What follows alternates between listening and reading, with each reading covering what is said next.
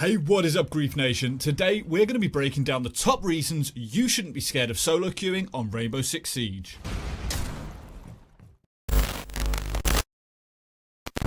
Ask anyone in the Siege community and they will tell you that you cannot rank up if you solo queue. If you're stupid enough to go into a game on your own, you're always going to, without fail, get a bunch of useless teammates that don't talk, don't know the game, have no strats, and you will definitely lose. For the longest time, I myself just wouldn't even do it.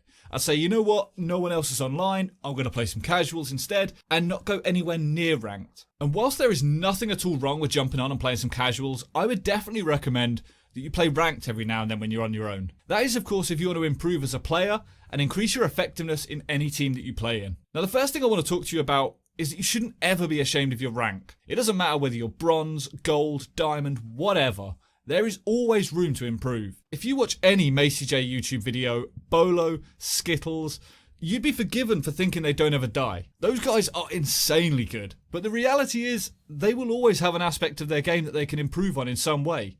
Whether it's learning a new angle, finding a new kill spot, common wallbang spot, that's the beauty of this game. You can never fully gauge someone's effectiveness in a team by their rank. So perhaps they were carried to diamond.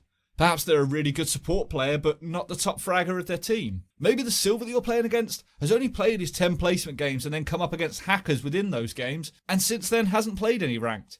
You just don't know. Since first starting Siege on my Xbox back in 2015, I always wanted to hit Diamond every season, and it wasn't until getting home a few weeks ago that I found myself not worrying too much about my rank. Nowhere near as much as I used to anyway. And it's not because I don't care, I obviously do, but I found myself instead wanting to improve as a player. To do that, you need to first figure out where you're going wrong and what mistakes you're making. Now, I can tell you right now where the biggest mistake is in your game, and without any shadow of a doubt, the majority of the Siege community's biggest fault is blaming everything else. How many times have you gone through a doorway and died, or lost a peek in battle against an enemy player, only to find yourself shouting, "Oh, come on, that was a headshot." Oh, he has soaked all of those bullets. What? He's like a sponge. "Oh my god, this game is broken." He's drop-shotting. What the hell? No matter what the excuse or the reason behind your death, I can say hand on heart that the first thing you need to do is start blaming yourself. Having the luxury of being able to slow my footage down and watch it back after headshotting someone that killed me, I've been lucky enough to see that actually, I hit him in the shoulder, or my next bullet bounced above his head with the recoil. This has allowed me to really reflect on what is going on in the game, and in turn realise that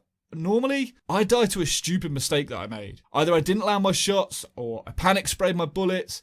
Perhaps I entered a room without droning, or I aimed too low and hit someone in the chest and not their head. Now, a lot of you may be thinking, what has this got to do with solo queuing? But the reason behind me telling you this is that it wasn't until I solo queued on ranked and really started to look at these mistakes that the realization hit me. It's not the game that is limiting me, but it's instead my attitude.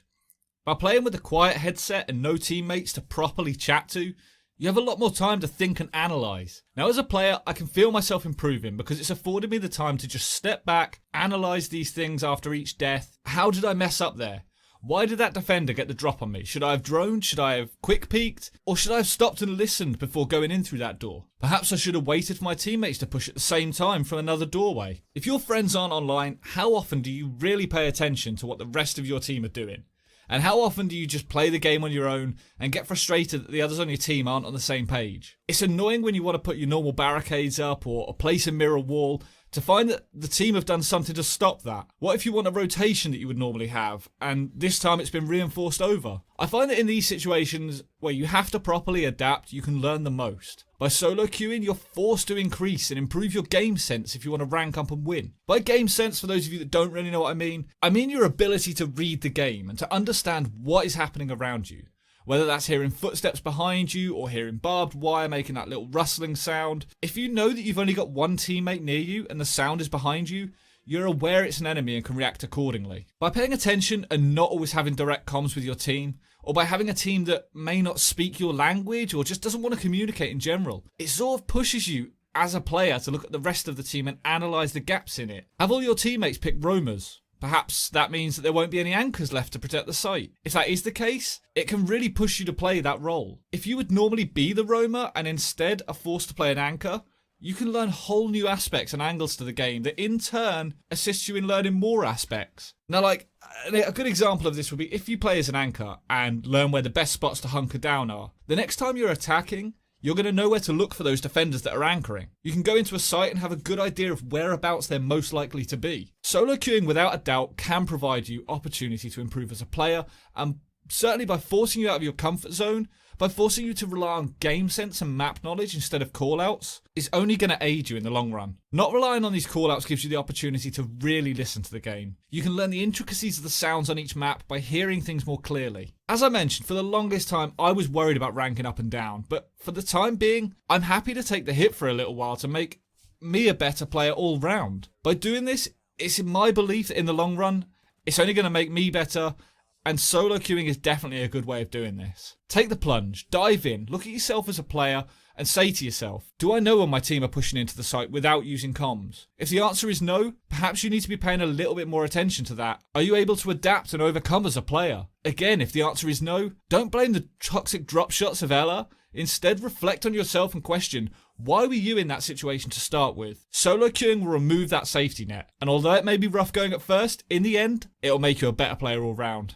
Hopefully you enjoyed this video, and hopefully you take a little bit of something from it. I really do believe that by doing this, it's going to help you. But first of all, you've got to change your mindset. I'd love to hear how you guys get on if you do go and try this and you do go and do some solo queuing and go into it with a different mindset. If it goes really well, let me know. If it doesn't, let me know. I'd love to hear your thoughts and opinions on this matter down below. If you don't already, make sure to subscribe, and until next time, guys, stay reckless and relentless. So say